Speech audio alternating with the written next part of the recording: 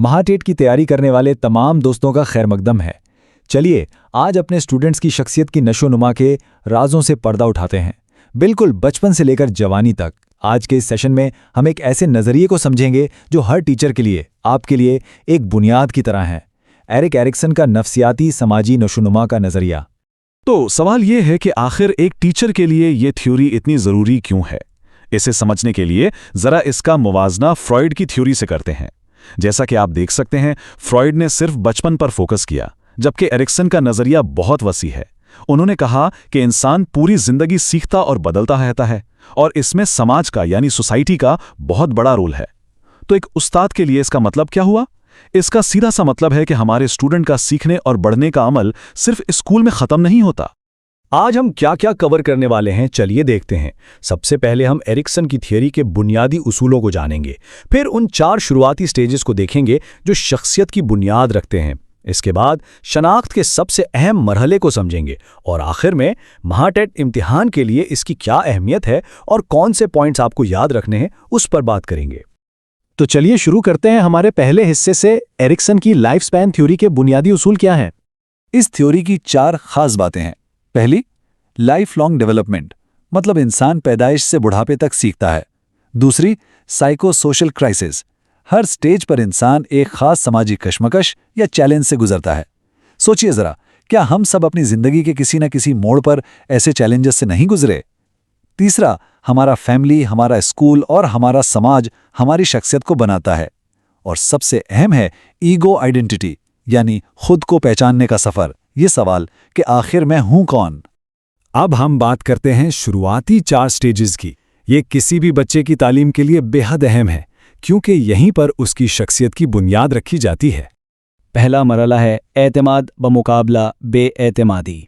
एक छोटे से बच्चे के बारे में सोचिए, उसकी पूरी दुनिया इस बात पे टिकी है कि क्या उसे वक्त पर प्यार और देखभाल मिलेगी या नहीं।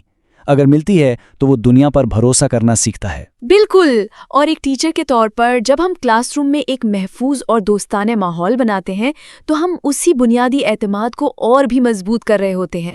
और जब ये एतमाद बन जाता है तो बच्चे को मिलती है उम्मीद। उसे यकीन हो जाता है कि ये दुनिया एक काबिले भरोसा जगह है। दूसरा मरहला है खुद मुख्तारी व मुकाबला शर्म और शक।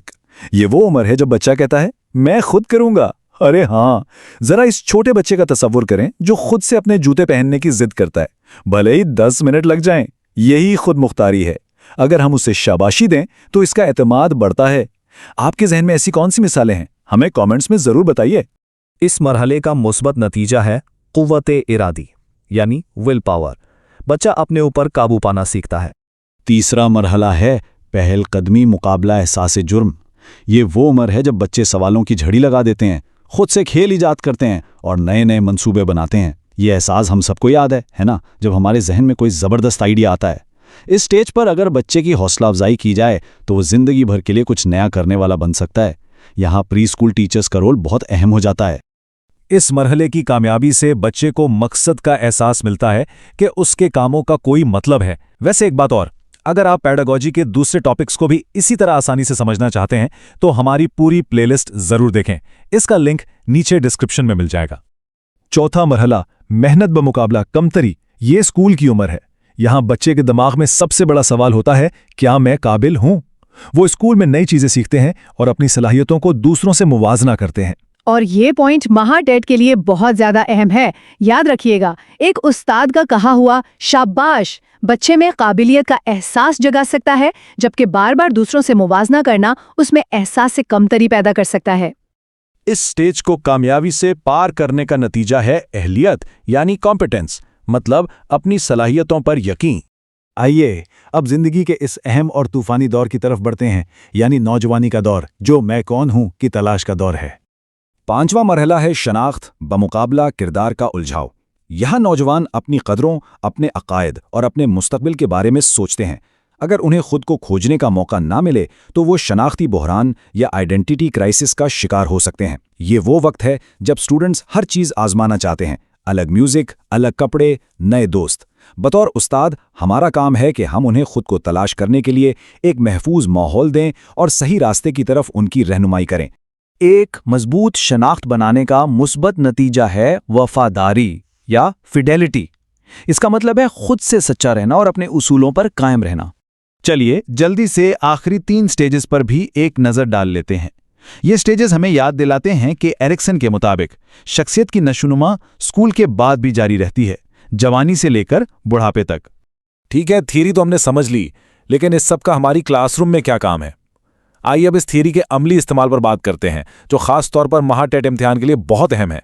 तो आपको क्या करना है, अपनी टीचिंग को हर बच्चे के डेवलपमेंटल स्टेज के हिसाब से ढालें। बच्चों को जज्बाती सहारा दें ताकि उनमें एतमाद पैदा हो। एहसास कमतरी से बचाने के लिए बच्चों का आपस में मवाजना बिल्कुल ना करें। उनमें पहल करने का जज्बा बढ़ाने के लिए पार्टिसिपेशन की हौसला अफजाई करें और शिनाख्त बनाने में मदद के लिए कैरियर गाइडेंस दें।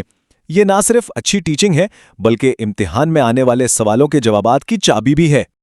और अब वक्त है फाइनल रिवीजन का। चलिए पिछले सालों के महाटेट इम्तिहानात में आए हुए 5 अहम सवालात को देखते हैं ताकि आपकी तैयारी पक्की हो जाए। पहला सवाल, एरिक्सन का नजरिया किस नाम से जाना जाता है? और सही जवाब है नफ्सियाती समाजी नजरिया यानी साइकोसोशल थ्योरी। क्यों? क्योंकि ये नफ्सियाती जरूरियात और समाजी माहौल के ताल्लुक पर जोर देता है। ठीक है। दूसरा सवाल, एरिक्सन के मुताबिक कुल कितने मराहिल हैं? सही जवाब है 8। ये पैदाइश से बुढ़ापे तक पूरी जिंदगी को कवर करते हैं। बहुत खूब। तीसरा सवाल, शनाख्त का बहरान किस मरहले की खुसूसियत है? बिल्कुल, ये है मरहला 5 यानी नौजवानी का दौर। चौथा सवाल, मेहनत बमुकाबला कमतरी का मरहला किस उम्र के ग्रुप से मुताल्लिक है? इसका सही जवाब है 6 से 12 साल यानी स्कूल जाने की उम्र। और आखिरी सवाल, एतमाद बमुकाबला बेएतमादी के मरहले का मुस्बत नतीजा क्या है? और इसका मुस्बत नतीजा है उम्मीद। तो आपने देखा, ये सारे पॉइंट्स इम्तिहान में बराहे रास्त पूछे जाते हैं। और हाँ, इन 8 स्टेजेस को तरतीब से याद रखने के लिए हमारे पास एक छोटी सी लेकिन बहुत काम की ट्रिक है। बस ये एक लाइन याद कर लें: trust, auto, initiative, industry, identity, intimacy, generation, integrity. हर लफ्ज हर स्टेज की शुरुआत की तरफ इशारा करता है।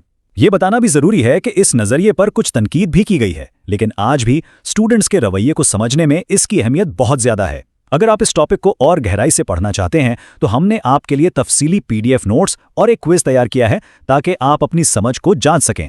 दोनों का लिंक नीचे डिस्क्रिप्शन में मौजूद है। अगर आपको ये सेशन मददगार लगा तो मजीद ऐसे मालूमाती मवाद के लिए हमारे YouTube चैनल इरशाद वहनवाड़ को लाइक, शेयर और सब्सक्राइब करना बिल्कुल ना भूलें। आपकी हिमायत ही हमारी ताकत है। और जाने से पहले एक सवाल आपके लिए, एरिक्सन के बताए हुए बहरानों में से कौन सा बहरान आपको अपनी क्लासरूम में सबसे ज्यादा नजर आता है? अपने तजुर्बात और ख्यालात हमारे साथ नीचे कमेंट सेक्शन में जरूर शेयर करें। हमें आपके जवाबात का इंतजार रहेगा।